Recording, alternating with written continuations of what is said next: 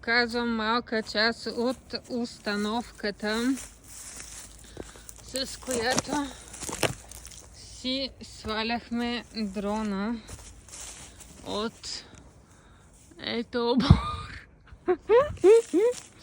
И успяхме.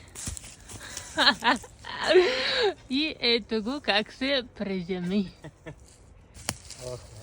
Най-големият низор беше всъщност SD картата, която е вътре. Ох, чакайте, че сега виждам в какво състояние ми е косата. Защото прекарахме в тази гора два дни.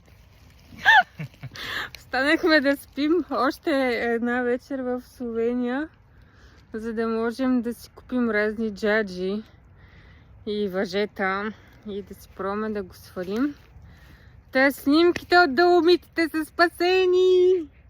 Там отзад се вижда това моя турбичката с камъни и шарки, с която с арбалет стрелях по него. Но беше твърде висока, за да се стигне. Та в крайна сметка, ако сте си качили дрона на много висок бор над езерото Блето в случая, препоръчваме тенис топка, вързана на въже. И метите, и така клончето го разклатихме от 48-я опит и станаха нещата.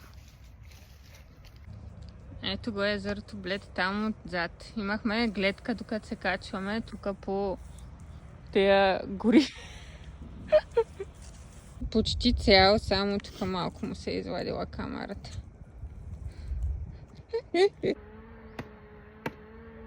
Ето го.